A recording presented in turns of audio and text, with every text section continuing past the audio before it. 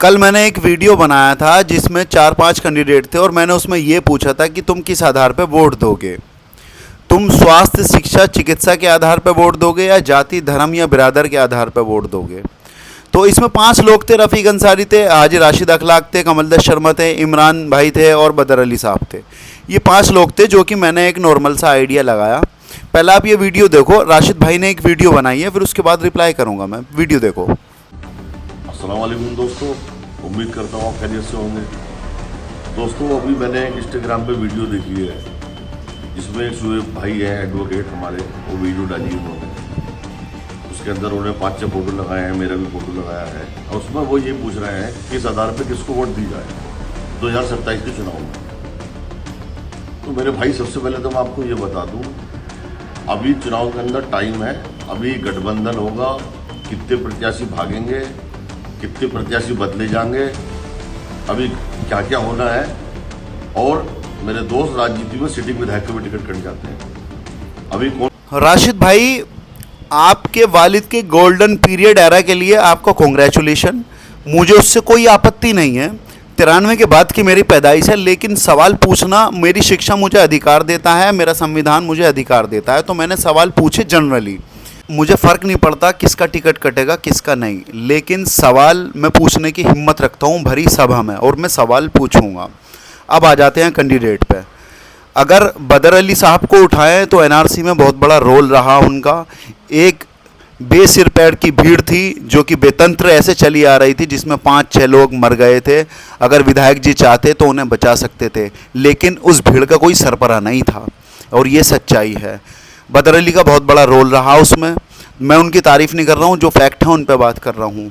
अब आ जाते हैं इमरान भाई पे।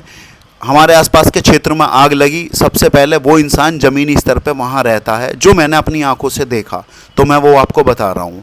रही बात कमलदश शर्मा जी की, तो मैंने खुद वहाँ जा कर के देखा है। मुस्लिमों का जमघटा लगा हुआ होता है वहाँ पे, हर एक मुस्लिम का वो काम करते हैं। वो बात एक अलग है कि राजनीति वो हिंदू मुस्लिम करते हैं, उस चीज़ से मुझे फ़र्क नहीं पड़ता, सभी लोग करते हैं, लेकिन वहाँ मुस्लिमों का जमघटा लगा हुआ होता है, ये मैंने अपनी आंखों से देखा है।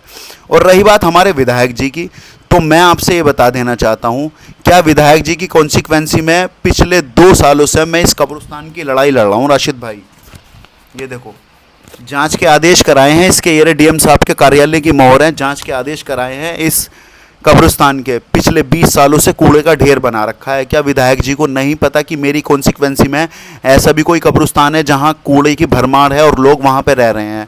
हम कैसी ज़िंदगी गुजार रहे हैं? कीड़ों की ज़िंदगी गुजार रहे हैं। अगर कोई नेता होता जो कौम के लिए खड़ा होता, तो वो आज इस चीज़ को देखता है? नहीं देखता। और अब से पहले यहाँ के विधायक और MP रहे हैं, तो चाहते तो यूनिवर्सिटी बनवाते, हमारे लोगों के लिए नहीं बनवाते। आप एक बात बताइए, कांग्रेस ने 70 साल राज करा, उसको ये लगता था कि हम नहीं जाएंगे, लेकिन कांग्रेस भी गई। मुगलों को ये लगता था 800 साल राज करा कि हम नहीं जाएंगे, वो भी गए, और आज NCERT में से उनके इतिहास को गायब कर दिया। राशिद भाई, मैं आपको क्रिटिसाइज़ नहीं कर रहा हूँ, मैं आपको जनरल बात बता रहा हूँ। अब आप मुझे ये बताइए, मैं विधायक जी के बारे में आपसे पूछना चाहता हूँ। आपने ये कहा कि कोई भी विधायक विकास कर सकता, नहीं कर सकता। राशिद भाई, कोई भी विधायक नहीं कर सकता। विकास वो करेगा जो ज़मीनी स्तर पर जुड़ा हुआ होगा। तो मैंने तो ये सवाल पूछे और मैं तो पूछूंगा, मुझे इस चीज़ से फ़र्क नहीं पड़ता। लेकिन मैं अब आपको न्योता देना चाहता हूँ राशिद भाई, इस कब्रिस्तान के डिस्प्यूट को आप हल कराइए। आपने एक बात कही है कि मैं मर तो सकता हूँ लेकिन पीछे नहीं हट सकता। मैं आपके साथ कंधे से कंधा मिला करके आपके लिए डोर टू डोर कैंपेनिंग करूँगा, आपके लिए वोट मांगूंगा, अगर आप इस मसले को हल करा देते हैं। क्योंकि विधायक जी के बस की तो है नहीं, तो इसलिए मैं कह भी नहीं रहा। और रही बात अदर कैंडिडेट की, कोई भी आ जाओ भाई, इस मसले को हल करा दो। और रही बात जो वार्ड 72 में ये जो पड़ता है कब्रिस्तान, वहाँ के पार्षद की, उसके लिए काला अक्षर भैंस बराबर है। तो ऐसे आदमी से बहस करना तो बेकार है, तो मैं उनसे कुछ कह ही नहीं रहा। वो पार्षद तो बेकार ही हैं, तो मैं उनसे नहीं कह रहा, उनके स्तर का ये काम भी नहीं है, ना वो करवा पाएंगे।